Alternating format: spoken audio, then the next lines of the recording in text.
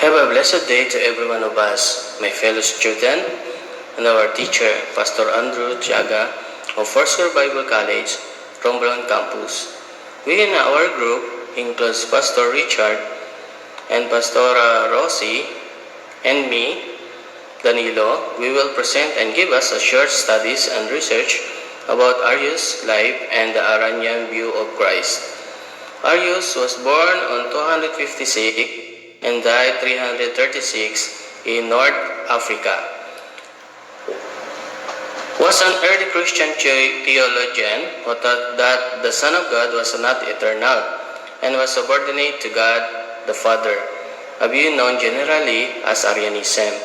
Although he attracted considerable support at the time, and since Arius' views were voted into heresy at the First Council of Nicaea, leading to the formation of Nicene Creed. Arius is also known as Arius of Alexandria. He was possibly of Libyan and Berber descent. His father's name is given as Ammonius. He was made presbyter of the district of Baucalis in Alexandria in 313. Warren H. Carroll, paraphrasing Epiphanius of Salamis, an opponent of Arius, described him as tall and lean, of distinguished appearance and polished address. Women doted on him, charmed by his beautiful manners, touched by his appearance of asceticism. Men were impressed by his aura of intellectual superiority. Information regarding the life and teaching of Arius is limited.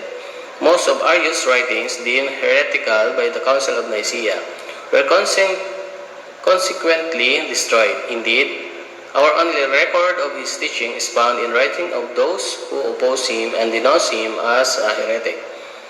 Sources which are obviously far from this passionate.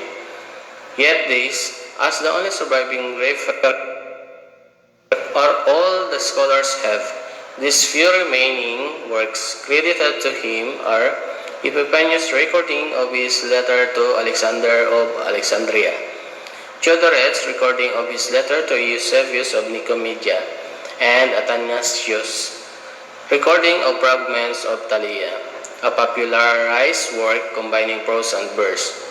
So early life of Arius was a pupil of Lucian of Antioch. Lucian was both and celebrated Christian teacher who became a martyr for the faith. However, in a letter to Bishop Alexander of Constantinople, Alexander of Alexandria wrote that Arius derived his heresy from Lucian. The object of his letter is to complain of the errors Arius was then spreading, but the charges in the letter are vague and are unsupported by other authorities.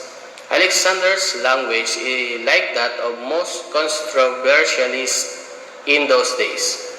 It's not a little violent.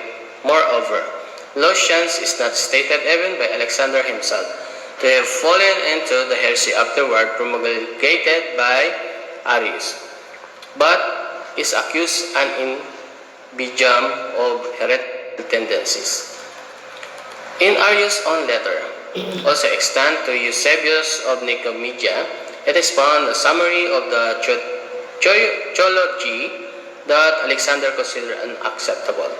That that God was not always the Father, but that there was a period when He was not the Father. That the Word of God was not from eternity, but was made out of nothing. For that the ever-existing God, I am, the Eternal One, made Him who did not previously exist out of nothing, wherefore there was a time when He did not exist. Inasmuch as the Son is a creature and a work, that He is neither like the Father as it regards His essence, nor is by nature either the Father's true word or true wisdom, but indeed one of His works and creatures, being erroneously called Word and Wisdom, since He was Himself made of God's own Word and the wisdom which is in God, whereby God both made all things and Him also. Wherefore He is also to His nature mutable and susceptible to change.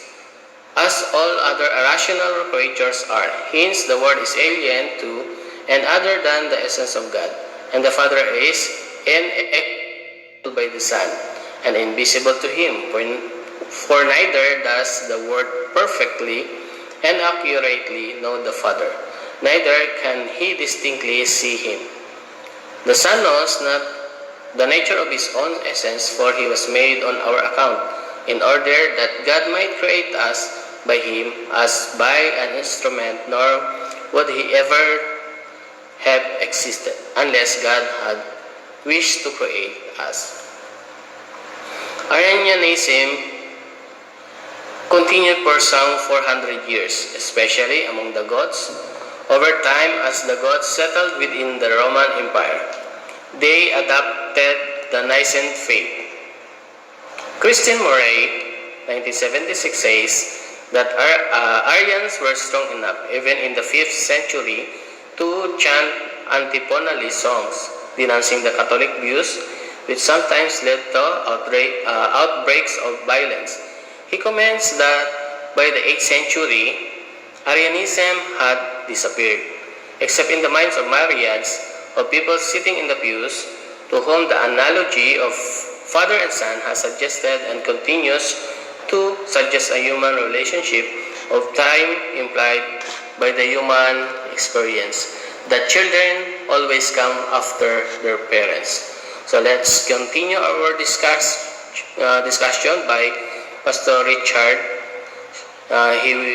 He will be the next presenter. God bless us all.